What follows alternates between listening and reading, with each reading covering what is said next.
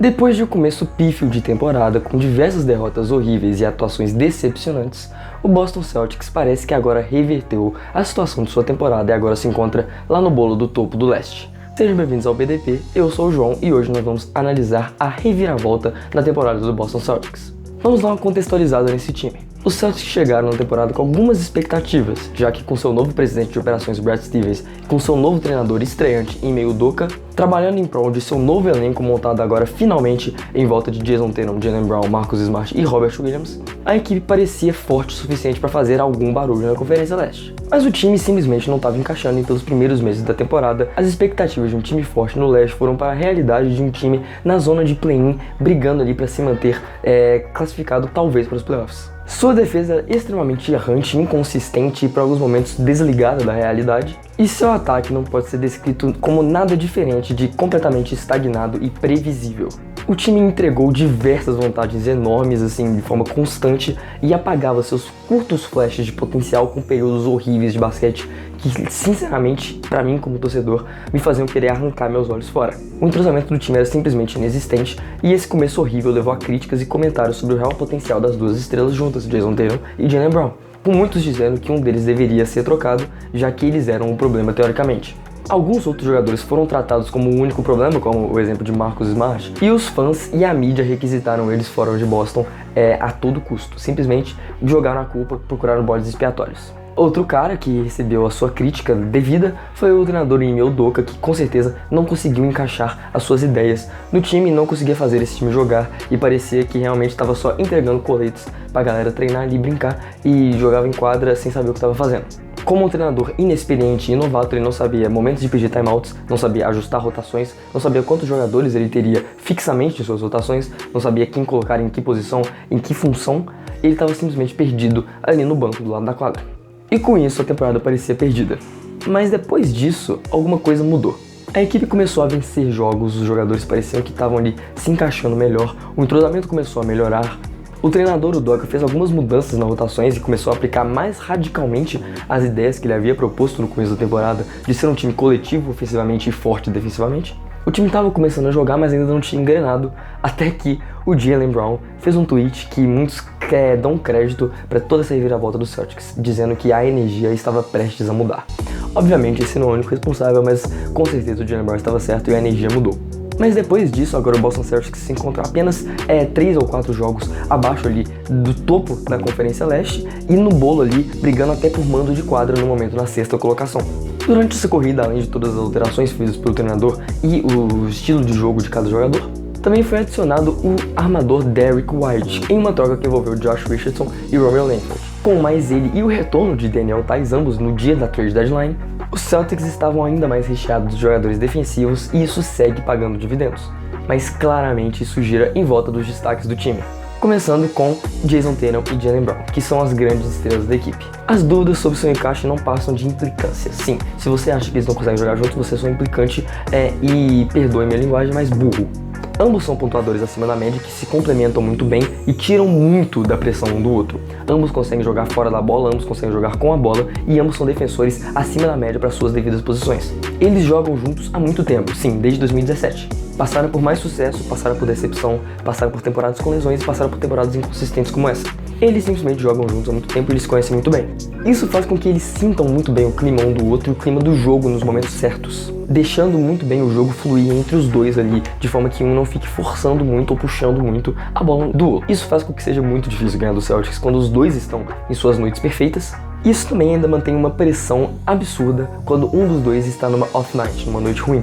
Os dois evoluíram muito em todos os aspectos do jogo, estão parecendo como dois jogadores que conseguem criar não só para si mesmos, quanto para os outros, que são líderes em quadra, o Tatum sendo mais, por exemplo, e o Jaylen Brown sendo mais vocalmente. Os jogadores conseguem envolver não só um ao outro, mas todos os outros 3 jogadores em quadra, e essas evoluções notáveis em todas as áreas do jogo, principalmente no playmaking e na liderança, são 2 pontos importantíssimos para os dois jovens. Mas o verdadeiro líder desse elenco é claramente Marcus Smart. Os números não descrevem o que o Marcus traz à mesa de forma alguma, todos sabem disso. Um dos melhores defensores da liga, que já foi 2 vezes pro primeiro time de defesa, e eu tenho quase certeza, eu posso falar com segurança, que ele vai ser, mais uma vez, do primeiro time defensivo ideal da temporada. Ele é simplesmente o coração e a alma do Celtics. Ele é a âncora da defesa do Boston, sendo vocalmente incrível e sendo defensivamente num contra um off-ball, em defesa de zona, em defesas individuais, sendo um cara simplesmente incrível na defesa. Mas não só agora, em todos os seus 8 anos do time, ele é o coração e a alma do Boston Celtics. E sempre vai ser. Confiem e amem Marcus Smart. E ele, além de trazer isso, né, a alma e a energia e a defesa que ele traz pro time, agora finalmente jogando na posição 1, que nunca tinha jogado no Boston, mesmo sendo essa a sua posição de origem, tá sendo um organizador muito inteligente que encaixa perfeitamente com o Jason Tatum e o Jaylen Brown, sem tirar a bola dos dois e sem precisar de muito espaço para pontuar. E com isso, essa sua inteligência, essa sua capacidade de criação como armador, ele simplesmente complementa muito o JT e o JB, igual eu falei, sem tirar a bola da mão dos dois. A sua eficiência e o volume encontraram um ponto de equilíbrio com essa sendo sua primeira temporada na sua posição correta. E nem precisa falar tudo que ele faz na defesa, afinal, ele faz literalmente tudo. E a peça final desse núcleo é o senhor do tempo, Robert Time Lord Williams. O jovem pivô sempre teve muito talento e potencial, mas nessa temporada sua saúde finalmente está deixando ele brilhar. Ele está sendo um dos melhores defensores da posição, é o terceiro na liga em arremessos bloqueados em média, e agora em sua nova função como roamer, para poder estar na ajuda defensiva de forma mais eficiente, ele está simplesmente sendo um dos melhores defensores da posição. E ele também não deixa a desejar na sua agilidade quando é hora de enfrentar jogadores mais baixos no perímetro. No ataque, ele é uma constante ameaça de pontes e passes perto da cesta com sua impulsão que é simplesmente ridícula e sua envergadura absurda. Ele também é um passador decente quando requisitado. E agora vamos analisar esse time coletivamente, começando pela defesa. A defesa do time é o seu grande trunfo, sem tirar nem por nada, é o seu grande trunfo. É o único motivo que eles tiveram uma renascida na temporada, sem exagero nenhum, o único motivo. O seu rating defensivo subiu de forma absurda na segunda metade da temporada, saindo da metade do top 10 para ser agora o segundo melhor rating defensivo, somente pontos decimais atrás da defesa do Golden State Warriors, que inclusive eu já falei sobre, dá uma olhadinha aí, é a melhor defesa da liga. A equipe e o treinador Doka finalmente acharam seu equilíbrio de variações de rotações, sabendo utilizar lineups maiores ou menores dependendo dos seus adversários. Parece que agora finalmente é um time que treina e joga junto, enquanto no começo da temporada parecia que era só um catadão, um rachão, uma pelada. Individualmente, seus jogadores são defensores simplesmente muito bons e agora com uma organização muito melhor coletiva, eles conseguem demonstrar isso. Bom, então começamos com uma jogada aqui no clutch no crunch time com 4.4 segundos e um ponto de diferença, então Boston precisa de uma parada defensiva. Alguns destaques rápidos. Bom, temos um mismatch aqui e outro mismatch aqui. Essas marcações estão cruzadas, o Jaylen Brown está marcando o Joel Embiid e o Robert Williams está marcando o Georges Niang quando deveria ser o contrário. O Marcus Smart está fazendo certinho e está colado no Steph Curry, não pode deixar ele receber essa bola. O Jason Tatum é o destaque principal porque ele está aqui, muito bem posicionado e lendo tudo que está acontecendo aqui nessa região, aqui atrás dele. Mas a importância do seu posicionamento é porque, sabendo do Scouting Report do Philadelphia, o Tobias Harris normalmente vem aqui para a direita nessa jogada e o Jason Tatum quer contestar qualquer possível giro, qualquer possível ataque do lado direito da quadra, para não deixar também a bola chegar, claramente, no Joel Embiid, né? Porque se chegar no Joel Embiid a gente tem um problema. E acontece exatamente o que eu falei, o Jason Tatum fica muito esperto e contesta aqui essa batida para dentro do Tobias Harris. E aqui o Tobias Harris tem um problema. Esse passe aqui, ele não é bom o suficiente para conseguir e o Seth tá marcado pelo Marcus Smart. Esse passe aqui é muito próximo e o Jason Tatum ainda teria tempo de contestar. Esse passe aqui pro Joel Embiid seria a escolha mais sensata, mas o Rob Williams tá aqui logo atrás, esperando que esse passe aconteça para que ele possa. E ele tem esse passe aqui pro Georges Niang, que por causa desse posicionamento aqui do Rob Williams, tem algum espacinho aqui de separação para poder pegar essa bola e arremessar. E bom, essa bola chega exatamente no Georges Niang. Todo esse espaço aqui parece o suficiente para o arremessador conseguir arremessar, né? Mas bom, acaba que o Robert Williams é meio bizarro e esse toco dá a vitória pro Boston Celtics. Bom, e antes de falar dessa jogada aqui, eu já mencionei que eu absolutamente amo o Marcus Smart, eu já falei isso? Bom, se eu não falei isso, fiquem sabendo, porque o cara é simplesmente absurdo. A gente vê aqui o Franz Wagner com a bola no topo e o Boston Celtics está jogando a defesa homem a homem, e o Dennis Schroeder, um jogador muito menor, acaba marcando ele. Pelo menos o Boston Celtics tem a sorte de que o Orlando jogando com 4 abertos, o Josh Richardson estaria aqui para uma possível ajuda. Mas, bom, eu já falei que eu amo o Marcus Smart, então o Franz Wagner vai tentar se aproveitar da vantagem de tamanho e o Marcus Smart larápio vê ele nos seus olhinhos aqui tão de olho no Franz Wagner que tá tentando abusar do mismatch. E bom, ele sabe o que ele tem que fazer, né? E todo mundo sabe o que ele tem que fazer também. E o Marcus Smart, essa jogada característica dele, ele simplesmente toma da mão do Franz Wagner e gera uma jogada de ataque que empata o jogo nos últimos segundos da partida. Essa jogadinha aqui, ela é perigosa e ela é, geralmente, ela é uma cesta fácil.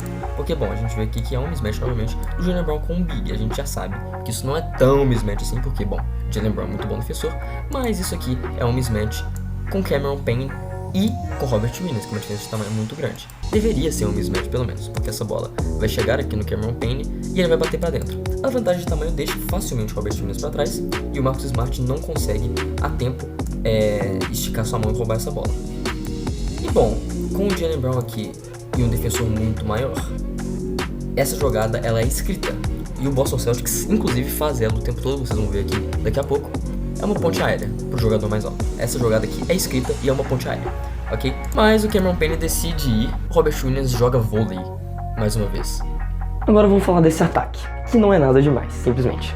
Mas a evolução de um time que dependia de isolation de Tatum e Brown como suas únicas formas de pontuação em todos os jogos, e era simplesmente previsível, principalmente em situações de final de jogo, o que foi o motivo deles terem entregado tantas vantagens, para agora um time que possui uma boa rotação de bola e consegue aproveitar características de todos os jogadores no ataque, conseguindo depender de suas estrelas por pontuação, afinal, são os únicos jogadores com 23 e 26 pontos por jogo no time, mas agora com muito menos pressão, sabendo utilizar outras jogadas desenhadas de forma mais eficiente, e aproveitando agora as oportunidades de transição e contra-ataque geradas pela sua defesa tão forte. O rating ofensivo ainda é mediano para baixo, com o time estando um pouco abaixo da metade da liga no quesito, com pontuação em volta ali de 110. Mas com essa mentalidade meio defensiva, brigadora, meio grit and grind das ideias, os jogos tendem mesmo a terminar com pontuações mais baixas. Bom, não é o intuito da análise em si, né, mas eu tenho que mostrar o Jason Tatum e o Jaylen Brown pontuando individualmente, porque, bom, eles são dois pontuadores muito bons e muito acima da média. E a gente vê aqui nessa partida contra o Nets que o Boston amassou, a gente vê a qualidade de infiltração e de finalização com contato de Jaylen Brown, coisa que ele evoluiu muito nos últimos anos. Também ele e o Jason Tatum se aproveitando muito bem. O Brooklyn Nets nesse jogo estava com uma estratégia muito não inteligente de dobrar o Jason Tatum a qualquer segundo. E bom, isso aqui deixou claramente o Jaylen Brown com mais espaço para jogar. E com mais espaço para jogar, ele faz coisas como essa. E nós temos também o Jason Tatum fazendo estrago nessa jogadinha de handoff do Robert Williams, que é incrível nessa jogada. E o Tatum aproveitando do seu tamanho, da sua força, finalmente começando a aproveitar para finalizar perto da cesta, né? Porque ele realmente cresceu, ele ficou mais alto e ele está se aproveitando muito bem disso contra os defensores para pontuar mais de 25 pontos por jogo. E aqui essa é a jogadinha de Jason Tatum desde o ano de novato. Ele vai receber a bola e vai receber um bloqueio, depois que ele receber o bloqueio ele vai claramente sair chutando e quando o arremesso está caindo é imparável. Bom, e o Boston juntamente com o Jason Tatum, sua estrela, eles aprenderam muito a atacar defesa de zona, aproveitar as defesas de zona para criar arremessos. A gente vê que obviamente nós está jogando uma zona 2-3 aqui e o Jason Tatum está sendo marcado pelo Patty Mills em cima. E bom, como a gente sabe, a zona, né, fundamentalmente, ela fecha o garrafão e ela abre o arremesso, dependendo da zona que você estiver usando. E aqui a gente vê o Marcus Smart sendo marcado frouxamente pelo Steph Curry, já que ele está na parte de cima da zona, né, então tem um espaço muito grande aqui. E ele vai se dirigindo devagarzinho aqui. E bom, quando tem um ataque o Patty Mills, ele colapsa aqui essa defesa. O Steph Curry, ele vacila e ele perde noção do que ele está fazendo. E como tem três caras aqui que tem que marcar a parte de baixo, levando em conta que eu posso estar jogando com dois pivôs e o Jaylen Brown aqui na ala, bom, esse passo aqui o Marcus Smart fica livre, porque o Tatum aprendeu a fazer essa leitura. Ele evoluiu muito nessas leituras de jogo, como um armador, como um playmaker. E bom, ele consegue achar esse passe. E bom, essa jogadinha ela vai de destaque para dois caras que são muito importantes para o Boston. Primeiramente, esse rapazinho aqui. Ele vai receber essa bola do Jason Tatum aqui e ele vai ficar pressionado. Abaixo daí ele tem opções. O que os jogadores fariam, eles vão devolver a bola aqui no armador, o seu armador, para recomeçar a jogada, já que eles ainda têm 15 segundos no relógio de arremesso. Então, o Derrick White tem essa opção, mas ele decide ir para dentro. E quando ele vai para dentro, bom, a defesa do Atlanta, ela fecha. O outro destaque de outro jogador vai para esse carinha aqui, Robert Williams III, o Time Lord, o segundo tempo. Ele simplesmente é inumano. O que ele vai fazer aqui nessa jogada é algo que não faz sentido. Ele utiliza muito bem do seu atleticismo e da sua noção de jogo sempre para estar muito bem posicionado e pegar pontos, como é o caso dessa daqui.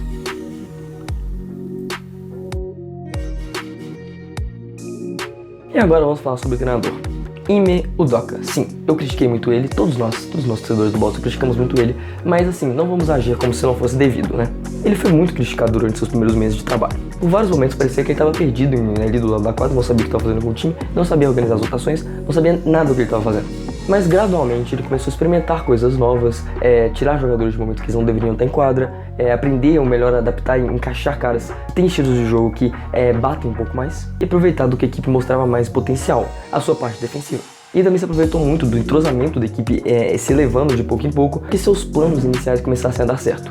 Encurtamento da rotação para agora somente 8 jogadores, com só 3 caras saindo do banco, tendo minutos consideráveis, mantém a qualidade máxima do time em todos os momentos e previne quedas de produção absurdas, igual a gente viu muito no começo da temporada, que foi coisa que causaram todas aquelas entregadas de liderança. Ele claramente tem sua parcela de responsabilidade pela fase horrível, sendo possivelmente o maior culpado por aquele período, mas ele também tem a sua passagem de responsabilidade na reviravolta, sendo um dos principais responsáveis. Mas algo que eu sempre falei é que esse time com esses jogadores só vai ser ruim defensivamente, com esse encaixe que esses caras claramente já tinham desde a montagem do elenco. Só vai ser ruim defensivamente se esse treinador for um dos piores da história da NBA. Sim, porque tudo nesse elenco grita uma defesa top 3 da liga, e finalmente o Udoka aprendeu um pouco com a sua curta experiência e quando começou a ser um treinador decente. Pra concluir, bom, não foi do nada, mas esse Boston Celtics se encaixou na temporada. Foi preciso paciência, mas os jogadores e a comissão técnica começaram a se encaixar.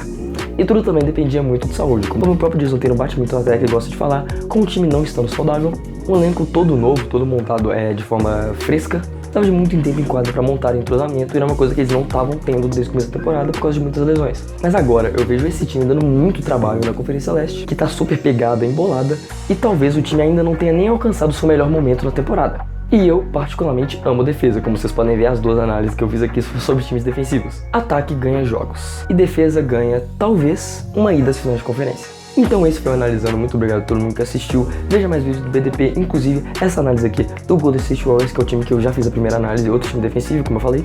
Não se esqueça de se inscrever no canal, ativando o sininho para você não perder nada que vai aparecer aqui e as próximas análises. Muito obrigado e forte abraço.